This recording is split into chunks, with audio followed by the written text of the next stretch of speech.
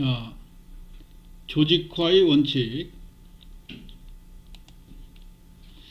자, 조직화의 원칙에는 크게 한 뭐 5가지 원칙을 들고 있는데, 그 목적의 원칙, 이게 무슨 그 수학의 공식이나 뭐처럼 같은 원칙은 아니고, 조직화하는 데는 이러한 것들이 잘 반영돼야 된다. 원칙적으로 이런 의미예요. 각 조직이 각 부분의 목표는 조직 전체 목적과 부합되어야 된다 이런 얘기예요. 이건 뭐 당연한 얘기죠. 그죠? 만약에 뭐 각 조직의 목적이 그 조직의 전체 조직의 목적하고 달라지면은 그건 조직으로서 법인으로서 있을 이유가 없죠. 그 다음에 이제 기능화의 원칙. 조직을 구축 시 사람 중심이 아닌 일 중심으로 접근해야 된다. 펑션 중심으로 하는 일. 그러니까 사람 중심으로 일을 조직화가 되면은 그에 대한 망하기 십상이죠. 소위 비효율이 극대화되겠죠, 그죠? 그러니까 이런 것들을 우리가 영어로 사자성어로 유인설관이죠. 사람을 위해서 자리를 만든다. 이 정부 조직도 그렇고 기업 조직도 그렇고 이렇게 사람을 중심으로 해서 뭐 자리를 만들어 놓으면은 그건 참 엉터리입니다. 엉터리. 이게 이제 우리 칼 그룹의 조현아라든가 그 사건들 알죠? 갑질 사건 뭐 이런 것들이 대부분 다 그런 식으로 해서 이루어지는 것이요. 그러니까 우리 재벌의 2세나 3세들이 일 중심으로 능력으로서 자리를 차지하는 것이 아니라 누구의 아들, 누구의 손자라는 이유로 한 자리씩 차지하다 보면 그 회사는 결국 망해요.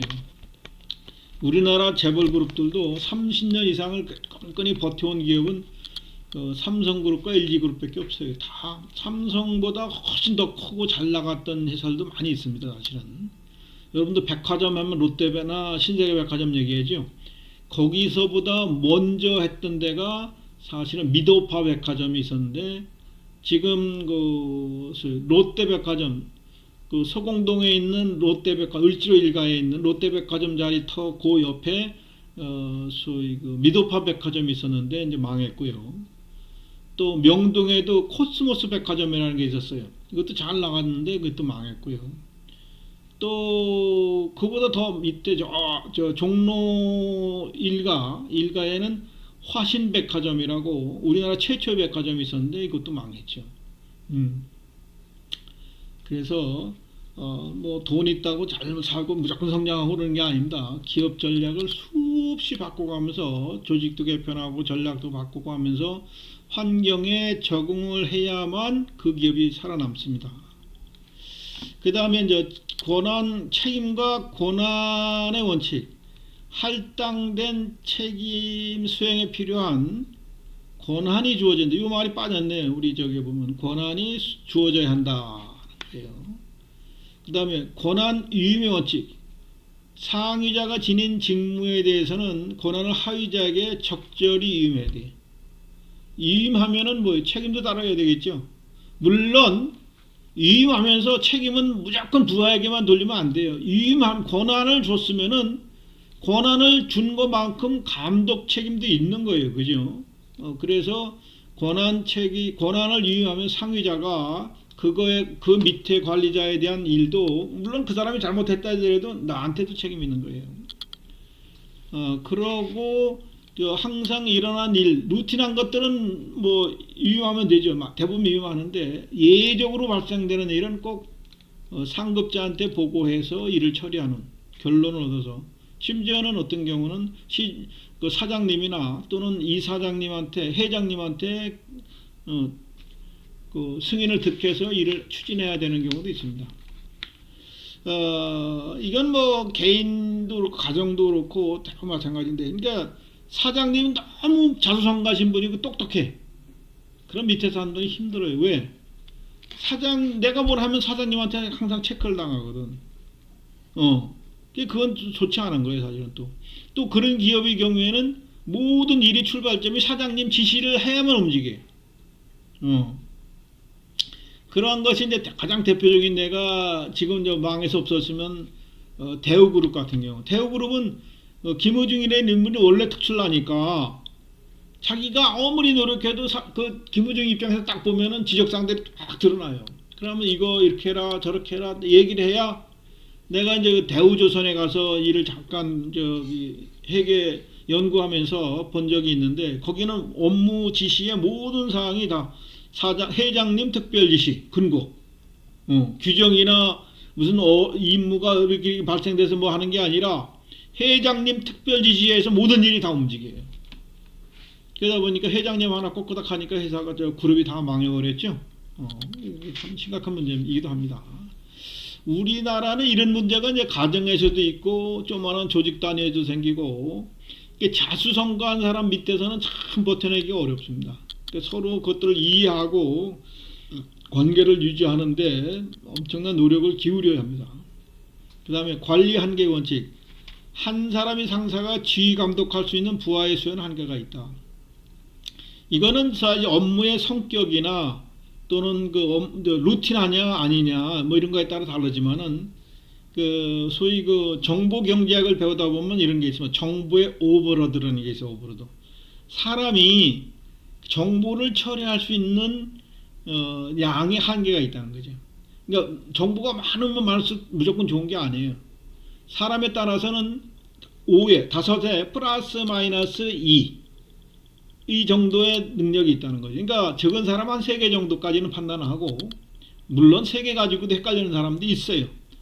또 능력 있는 사람은 한 7, 8개까지 정보가 있어도 그것을 우선순위를 고른다거나 순위를 쉽게 정할 수 있거나 이럴 수 있다는 거예요. 예를 들면은 여러분들이 그 이런 뭐 주얼리 시장이라든가 뭐 아니면 이렇게 여기 입술 연지 립스틱 사러 이게 매장에 한번 가보셨을 거예요.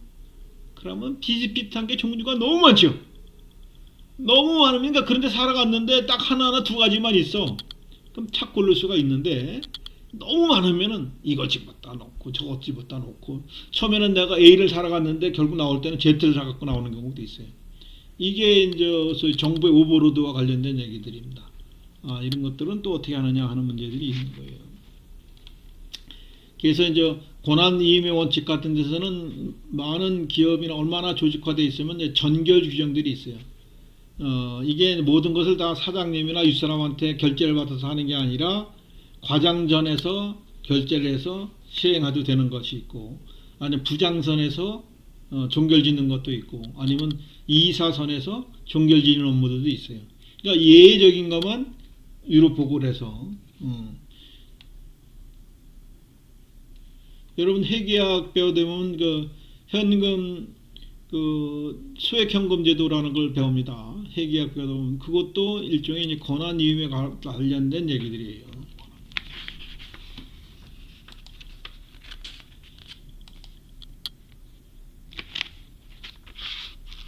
자, 그다음에 조직의 집권화와 분권화. 이거는 뭐 집권화하면 중앙 집권화 이런 얘기를 죠. 분권화하면 지방 분권화, 그죠? 그거 똑같은 얘기예요. 집권화는 우리는 이거 어떻게 되면 뭐 사장을 중심으로 하는 그 핵심 라인에 모든 업무가 집중시킬 것이냐 아니면은 각 브랜치라죠. 브랜치 각 그 기능들 조직별로 일정 범위 내에서 그 권한과 책임을 다 갖고 있는 조직으로 되는 것이 좋으냐 하는 문제들입니다. 이건 물론 어디가 꼭 좋다 하는 얘기는 아니에요. 집권적 관리 조직, 의사결정권과 관리 통제권이 상위 특정 계층에 집중되어 있는 조직.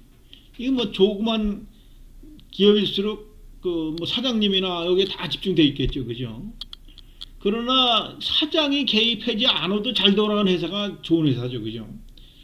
사장이 일일이 모든 분야를 개입해서 결정을 해줘야만 돌아가는 회사는 이거는 집권적 관리 조직이라고 하지만은 그것이 또 그게 폐예요. 분권적 조직은 뭐예요? 권한 위임이 잘 돼 있어가지고 기능별로라든가 아까 여러 가지로 특성에 따라서 권한이 조직이 분화되기도 했었죠. 그럼 그 선에서 아니면 그 밑에 선에서 뭔가 의사결정할 수 있는 권한의 위임의 원칙에 따라 상대적으로 하위 계층이 권한을 행사하는 조직을 우리가 분권적 조직이라고 합니다. 그러니까 우리가 뭐 이것이 좋고 이것이 나쁘고 뭐 이렇게 얘기하는 것은 좀 잘못되어 있고요. 그 뭐 시기나 또는 업무의 성격에 따라서는 다르죠, 그죠? 만약 군대 조직 같은 경우는 뭐예요? 집권적 관리 조직이 좀 돼야 되겠죠. 정부 조직 같은 데도 이런 구조죠.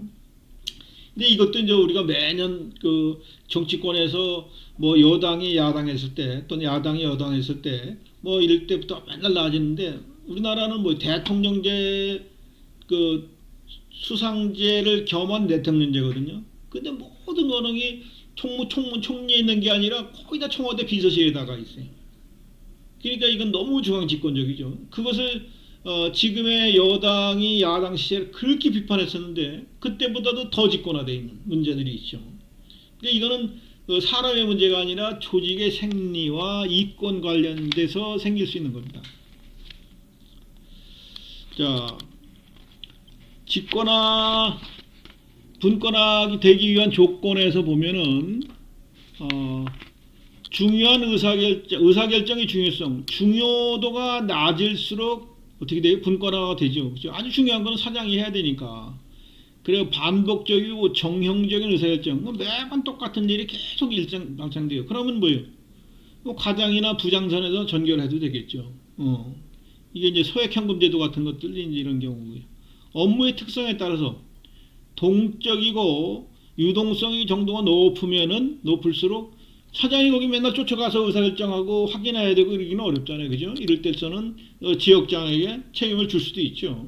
근데 업무의 일관성 필요도가 낮을수록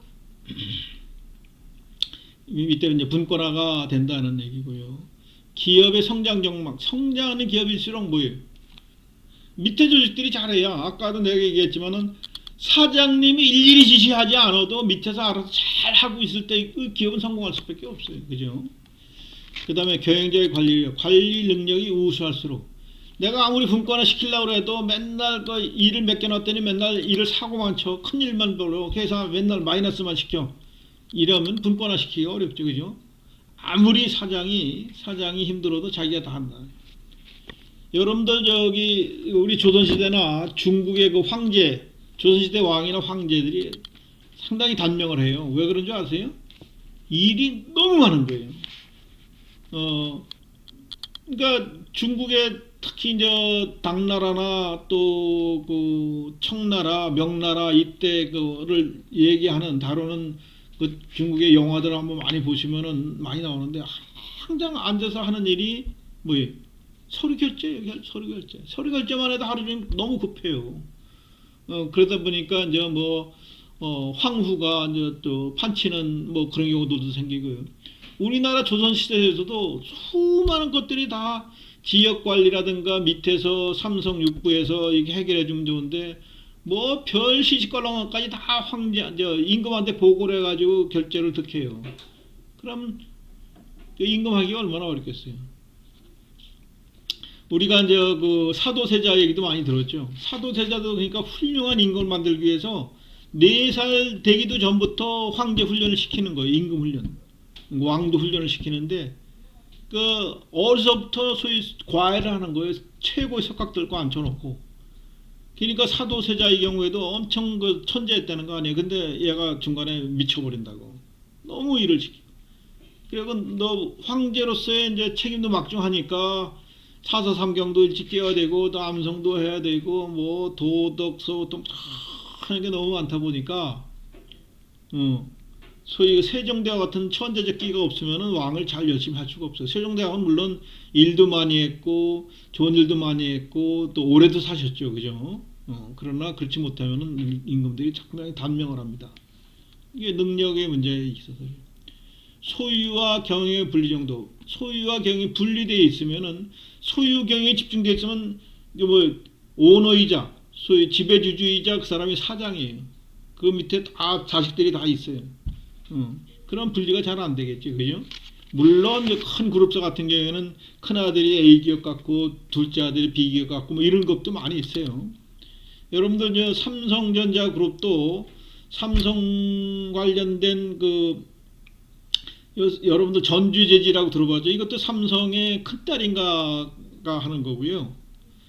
삼성에도 이제 그 원래 큰아들 이병철의 큰아들이 제일그룹 제일 CJ 있죠. CJ 제일제당의 CJ자에 이게 제일모직 제일자 들어가는 데를 또 거기 다 띄워줬고요. 또 중앙일보라고 하는 것도 삼성그룹의 하나에 있었는데 그는 홍라이 씨 쪽으로 다 띄워줬고요.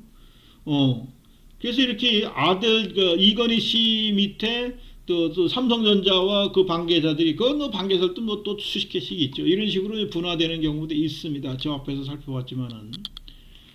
어쨌거나 소유와 경영이 분리가 잘 돼 있으면은 분권적 조직이 활성화된다는 얘기입니다. 자, 직권적 또는 분권적 관리 조직의 장단점을 살펴보면은 직권적 조직의 장점은 통일된 정책과 방침을 유지하므로 표준화의 이익을 기대할 수가 있고 경영자의 지식과 경험, 기술을 최대한 이용할 수 있다. 대신에 이제 뭐 경영자 리스크가 있겠죠. 이 단점에서 보면 최고 경영층의 독세성이 강하다. 그렇게 되겠죠. 대부분 이런 데가 온다 그랬어요. 자주성가한 기업일수록 이런 경우가 많다 그랬죠. 의존성 증대로 하위계층 창의력이 개발되기 어렵다. 의사결정 신속성이 결여된다. 또 한 가지는 뭐 경영자 리스크가 존재하게 되겠죠. 자, 분권 조직은 장점은 의사결정이 신속하게 이루어지고 구성원의 사기. 내가 결정해서 내가 하니까 좀 신나요. 사실은 하는 일이. 그죠? 내가 의사결정을 해서 내가 결정할 때는. 또 유능한 경영자를 양성할 수 있죠. 경영 합리화를 기대할 수 있는데 다음 부서 간의 이해대립은 기능별로 나눠져 있는데 서로 싸울 수도 있죠. 공동비용의 발생이. 그러니까 여러 가지 부서에 일이 중첩되는 경우들 기능들이 이럴 경우에는 비용이 증가될 위험성이 있다.